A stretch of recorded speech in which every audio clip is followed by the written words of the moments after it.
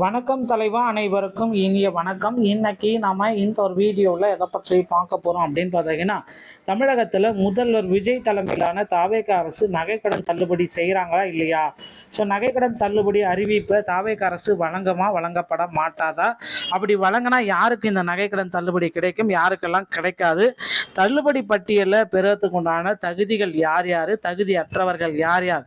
தமிழகத்தில் உள்ள 8 வகையான வங்கிகளில் பெறப்பட்ட 5 சவரன் வகையிலான நகைக்கடன்கள் தள்ளுபடி செய்வது குறித்து ஒரு சில முக்கியமான தகவல்களை இந்த வீடியோல பார்க்க போறோம். தகுதியுள்ள நபர்கள், இலங்கை தமிழர், மறுவாழ் முகாம்களில் வசிப்பவர்கள், அரசின் குடும்ப ஊதியம் பெறுபவர்கள் மற்றும் சரியான ஆதார், ரேஷன் கார்டு விவரங்களை வழங்கியவர்கள் பட்டியலிடப்பட்டிருக்கிறார்கள். கடனாக வைக்கப்பட்ட நகையின் எடை 40 கிராமுக்கு மிகாமல் இருக்க வேண்டும். கடன் என்பது ஒரு முக்கியமான தகவல். 1 கிராம் கூடுதலாக இருந்தாலும் தள்ளுபடி பொருந்தாது என்பதில் தெளிவுபடுத்தப்பட்டுள்ளது. மாறாக அரசு ஊழியர்கள், கூட்டுறவு சங்க பணியாளர்கள், அவர்தம் குடும்பத்தினர்கள் இந்த சலுகையை பெற இயலாது என்ற நிபந்தனைகள் விதிக்கப்பட்டுள்ளது. மேலும் போலி நகைகளை அடகு வைத்தவர்களுக்கும், தமிழகத்தில் வெளியே முகவரிகளை கொண்ட அடையாள அட்டை சமர்ப்பித்தவர்களுக்கும் இந்த முழு தள்ளுபடி கிடைக்காது. உரிய தகுதிகளை சமர்ப்பித்தவர்களுக்கு இந்த முழு தள்ளுபடி கிடைக்கும்.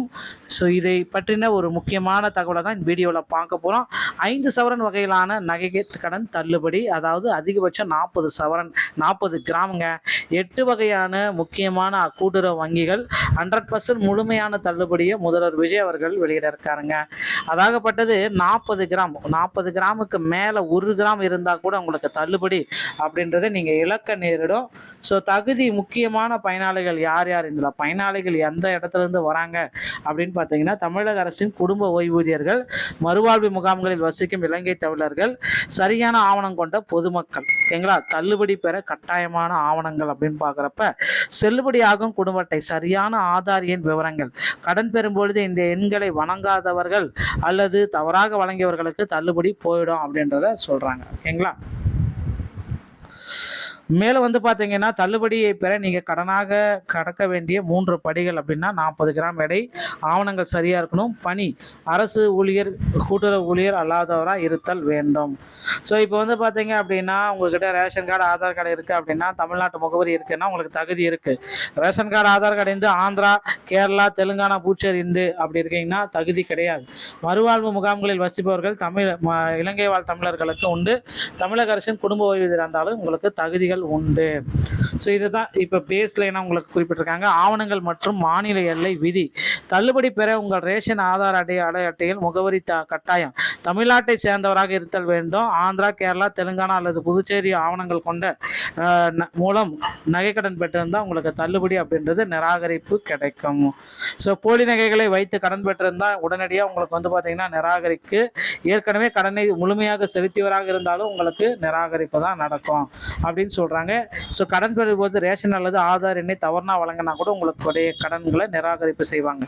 அரசு ஊழியர்கள் மற்றும் கூட்டுறவு சங்க ஊழியர்கள், நிர்வாக குழு உறுப்பினர்கள், அவர்தம் குடும்பத்தினர்களுக்கும் இந்த கடன் தள்ளுபடி அப்படின்றது நிராகரிப்பு செய்யப்படும். சிறப்பு தகுதிகள் இலங்கை வாழ் தமிழர்களுக்கும் குடும்ப ஓய்வூதியர்களுக்கும் தள்ளுபடியை உடனடியாக ரத்து செய்யும் 3 வகையான அப்டேட் அப்படின்னு பார்த்தீங்கன்னா, போலி நகையாக இருந்தால் உடனடியாக ரத்து செஞ்சிருவாங்க. முழுமையான நகை கடனை செலுத்தியவர்கள் தவறான தகவல் கொடுத்துருந்தீங்கனாலும் ரிஜெக்ஷன் ஆகிடுவீங்க அப்படின்னு சொல்கிறாங்க. தகுதி மற்றும் தகுதி இல்லை.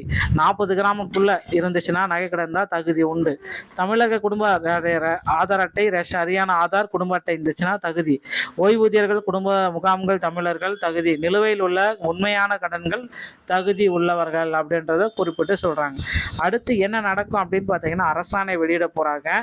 அதிகாரப்பூர்வ அறிவிப்பா ஒரு 8 வாரங்கள்ல வங்கிகளுக்கும் அரசின் உத்தரவு பிறப்பிக்கப்படும். சரிபார்ப்பு, தகுதி வாய்ந்த மற்றும் பயனாளிகள் இந்த விதிகளை உறுதி செய்யவும் நகைகளை மீட்டுக் கொள்ளலாம். தகுதியானவர்கள் தங்கள் நகைகளை வங்கிகளில் இருந்து பாதுகாப்பாக மீட்டு கொள்ள முடியும். ஸோ இது எல்லாத்தையுமே பின்பற்றி தான் உங்களுக்கு இந்த நகை கடன் தள்ளுபடி அப்படின்றத அறிவிக்க இருக்காங்க. 5 சவரனுக்கு உண்டான அப்டேட் வந்து பார்த்தீங்கன்னா இன்னும் ஒரு சில நாட்களில் நமக்கு கிடைத்துவிடும். வீடியோ பதிவானது உங்களுக்கு பிடிச்சிருந்தா நீங்கள் நம்முடைய சேனலோட இணைந்திருங்க. நன்றி, வணக்கம், தேங்க்யூ.